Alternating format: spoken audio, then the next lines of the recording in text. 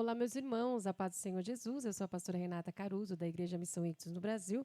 E hoje eu estou aqui mais uma vez com você para mais uma leitura cronológica da Bíblia em um ano. Hoje nós vamos fazer a leitura. Hoje é dia 25 de agosto, nós faremos a leitura no livro de 1 Crônicas, do 10 ao 13. Então vamos para a leitura. Primeiro livro dos Crônicas, capítulo 10. Os filisteus saíram para atacar Israel. Os israelitas fugiram dos filisteus, mas foram derrotados no monte Gilboa. Os filisteus perseguiram Saul e seus filhos e mataram Jonatas, Abinadab e Malquizua. A batalha intensificou-se contra Saul até que os flecheiros o alcançaram e feriram. Saul disse a seu escudeiro: "Pegue sua espada e me mate antes que esses pagãos profanos me humilhem." Mas seu escudeiro, por medo e respeito, não o matou. Então Saul pegou a própria espada e se suicidou. O escudeiro, apavorado com a morte de Saul, suicidou-se também. Foi assim que os 4, Saul e seus 3 filhos, morreram. Quando os israelitas que viviam no vale viram que o exército tinha fugido e que Saul e seus filhos estavam mortos, eles abandonaram suas cidades e fugiram. Os filisteus, então, ocuparam as cidades. No dia seguinte, os filisteus foram saquear os derrotados e encontraram Saul e seus filhos mortos no monte Gilboa. Eles recolheram tudo que era de Saul, cortaram sua cabeça e levaram sua armadura. Percorreram toda a terra dos filisteus, exibindo e anunciando a vitória entre seus ídolos e o povo. Puseram a armadura de Saul no templo dos seus deuses e sua cabeça como troféu no templo do seu deus Dagom. Quando o povo de Jabes Gileade soube o que os filisteus fizeram com Saul, convocaram todos os homens aptos para o combate e resgataram os 4 corpos de Saul e de seus filhos e os trouxeram para Jabes. Deram a eles um sepultamento digno sobre o carvalho de Jabes e decretaram 7 dias de luto oficial. Saul morreu por ser desobediente ao Eterno. Ele não obedeceu às ordens do Eterno. Pelo contrário, em vez de buscar ao Eterno, procurou o conselho de uma médium. Por isso, o Eterno tirou a sua vida e entregou o reino a Davi, filho de Jessé. 1 Crônicas, capítulo 11. Todo Israel se reuniu diante de Davi em Hebrom e disse: "Somos o seu sangue e da sua carne. No passado, quando Saul ainda era rei, era o Senhor quem liderava Israel. O Eterno, seu Deus, disse: Você apacentará o meu povo Israel. Você será o dirigente do meu povo." Quando todos os líderes de Israel vieram ao rei em Hebrom, Davi fez uma aliança com eles na presença do Eterno em Hebrom. Davi foi ungido rei sobre Israel ali mesmo, como o Eterno tinha ordenado por meio de Samuel. Davi e todo o Israel foram para Jerusalém, antes chamada Jebus, onde os jebuseus moravam. Os moradores de Jebus disseram a Davi: "Você está proibido de entrar aqui." Mas Davi entrou e conquistou a fortaleza de Sião, a cidade de Davi. Ele tinha feito uma promessa: o primeiro que matar um jebuseu será comandante do exército. Joabe, filho de Zeruia, foi o primeiro, por isso se tornou o comandante. Davi se estabeleceu na fortaleza e, por esse motivo, ela recebeu o nome de Cidade de Davi. Ele fortificou a cidade por todos os lados, tanto as defesas de Milo quanto os muros externos. Joabe restaurou o restante da cidade. O domínio de Davi se fortalecia e se consolidava porque o Senhor dos exércitos de anjos o apoiava. Estes foram os poderosos guerreiros de Davi, os que se aliaram a ele na tomada do reino, contando ainda com o apoio de todo Israel para torná-lo rei, como o Eterno tinha prometido. Esta é a lista dos principais guerreiros de Davi. Jazobeão, Aquemonita, chefe dos 30. Ele matou sozinho 300 homens na mesma batalha.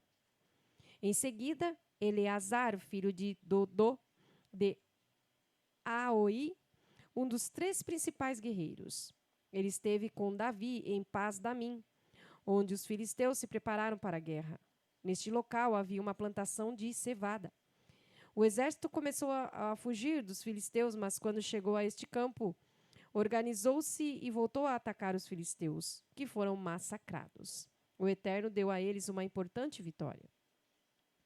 Certa vez, uma companhia dos filisteus estava acampada no vale de Refaim, e os 3 chefes do pelotão dos 30 desceram até a caverna de Adulão para se encontrar com Davi, que estava escondido na caverna. Enquanto isso, os filisteus se prepararam para a batalha em Belém. De repente, Davi teve um desejo muito forte e suspirou: como eu gostaria de beber um pouco de água do poço que fica na entrada de Belém. Os 3 chefes entraram no acampamento dos filisteus, tiraram água do poço da entrada de Belém e a trouxeram a Davi. Mas Davi não quis beber a água. Ele a derramou como oferta ao Eterno, justificando: prefiro ser castigado por Deus a tomar esta água. Seria como beber o sangue desses homens que arriscaram a própria vida. Por isso não bebeu a água. Essas eram coisas como essas que os 3 chefes dos poderosos guerreiros faziam. Abisai, irmão de Joabe, era chefe dos 30. Ele lutou sozinho contra 300 homens e os matou, mas nunca fez parte dos 3 chefes. Foi muito honrado e respeitado pelos 30 e se tornou chefe deles, mas não se igualou aos 3 principais guerreiros. Benaia, filho de Joiada, era um guerreiro valente, de Cabzeel, que também tinha uma bela ficha de conquistas. Ele matou 2 moabitas famosos, entrou numa cova no meio da neve e matou um leão. Matou um egípcio de 2 metros e 25 centímetros de altura. O egípcio tinha uma lança parecida como uma lançadeira de tecelão, enquanto Benaia tinha apenas um cajado. Ele arrancou a lança da mão do egípcio e o matou com ela. Esses foram alguns dos feitos de Benaia, filho de Joiada. Ele nunca foi incluído entre os 3 chefes. Era muito respeitado entre os 30, mas não se igualou aos 3 principais guerreiros. Davi o nomeou chefe de sua guarda pessoal.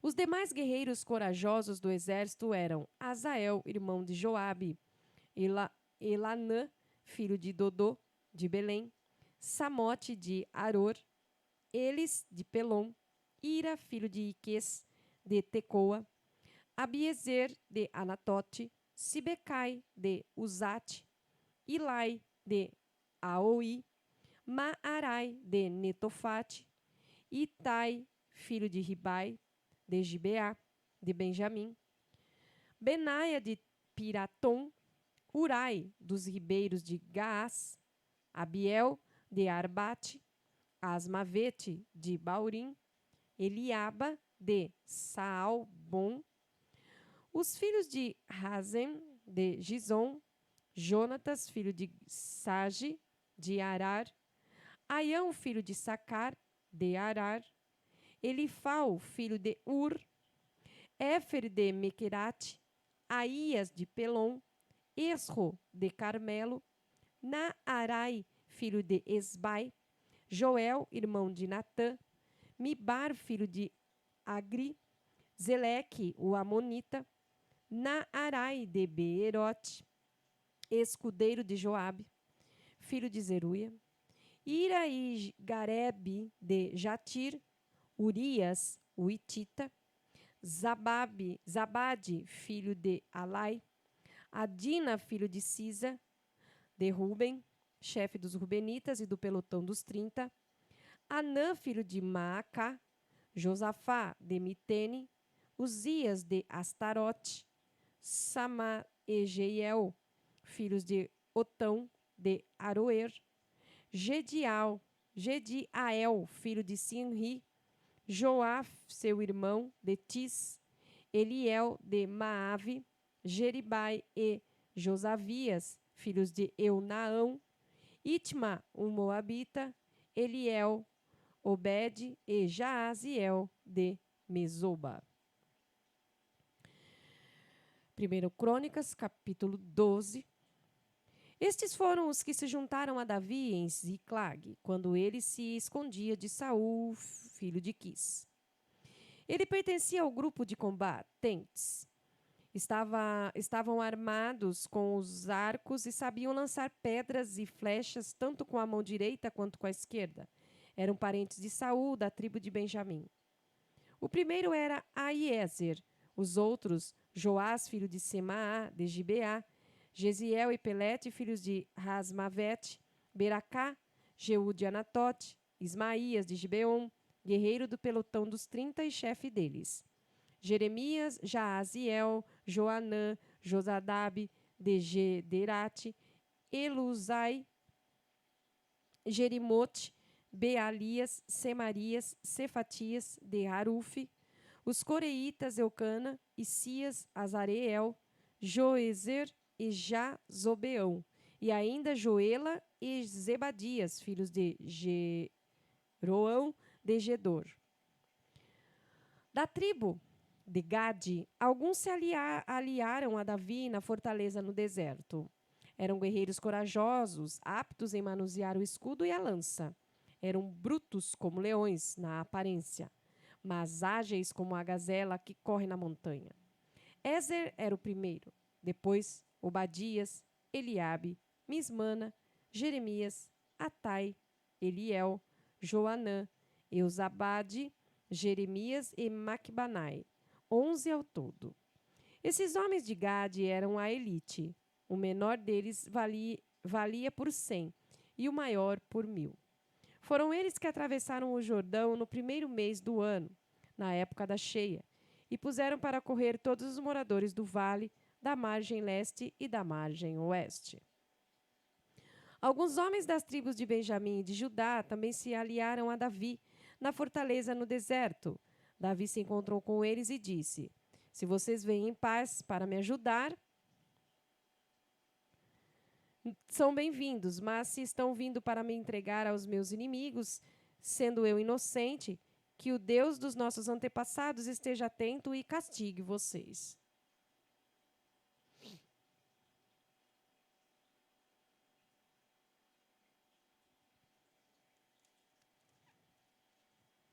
Imediatamente o Espírito de Deus veio sobre Amazai, o chefe dos 30, e ele disse: estamos do seu lado, Davi, somos leais, filho de Jessé.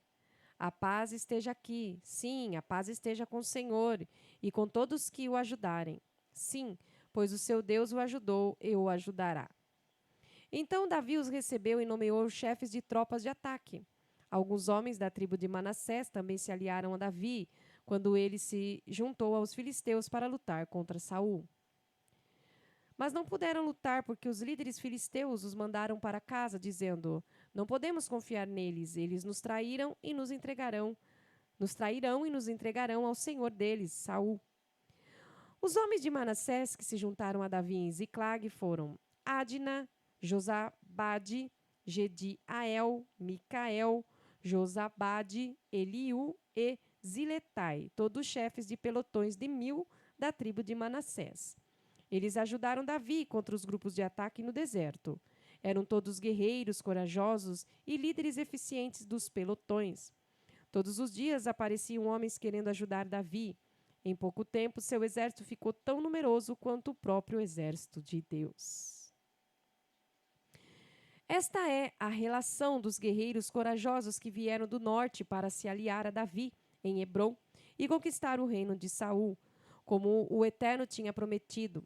De Judá, armados para a guerra com escudo e lança, 6.800. De Simeão, 7.100 guerreiros valentes. De Levi, 4.600, incluindo Joiada, líder da família de Arão. E 3.700 homens de Zadok, guerreiro jovem e valente, com 22 líderes de sua família. De Benjamim, a família de Saul, 3.000. Pois a maioria deles se mantinha fiel à família de Saul.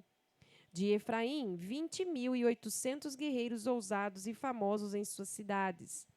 Da meia tribo de Manassés, 18.000 escolhidos para proclamar Davi rei. De Issacar, 200 estrategistas de Israel, chefes de famílias. De Zebulon, 50.000 guerreiros experientes e bem equipados e leais. De Naftali, 1.000 chefes, que comandavam 37.000 soldados bem armados. De Dan, 28.600 homens prontos para o combate. De Azer, 40.000 soldados experientes, prontos para o combate. Do leste do Jordão, de Ruben, de Gade e da meia tribo de Manassés, 120.000 homens equipados. Todos esses homens se aliaram a Davi em Hebrom, dispostos a lutar quando necessário. Estavam unidos e determinados a proclamar Davi rei sobre todo o Israel. Todos em Israel tinham o mesmo pensamento: proclamar Davi rei. Eles estiveram com Davi durante 3 dias, celebrando, comendo e bebendo o que as próprias famílias providenciaram. Pessoas vieram do norte, desde Issacar, Zebulon e Naftali, trazendo jumentos, camelos, mulas e bois carregados de comida para a festa. Farinha, bolos de figo, bolos de passas, vinho, azeite, gado e ovelha. Havia grande alegria em Israel. 1 Crônicas, capítulo 13. Davi consultou todos os seus comandantes de pelotões de 1.000 e de 100 e se dirigiu a toda a congregação de Israel. Se vocês concordarem e se for a vontade do Eterno, vamos convocar todos os nossos parentes, onde quer que eles que estejam em Israel, com seus familiares, incluindo sacerdotes e levitas que moram em suas cidades e nos arredores, para irem conosco buscar a arca do nosso Deus de volta, que esteve esquecida durante o reinado de Saul.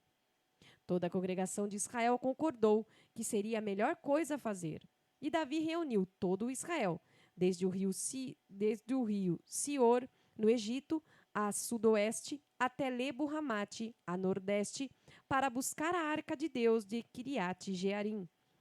Em seguida, Davi e todo Israel foram para Baalá, Kiriat Jearim, em Judá, para trazer de volta a arca de Deus, o Eterno, que está entronizado entre os querubins, de onde se invoca o nome do Eterno. A arca de Deus veio carregada num carro novo da casa de Abinadab. Uzá e Aio vinham conduzindo a arca.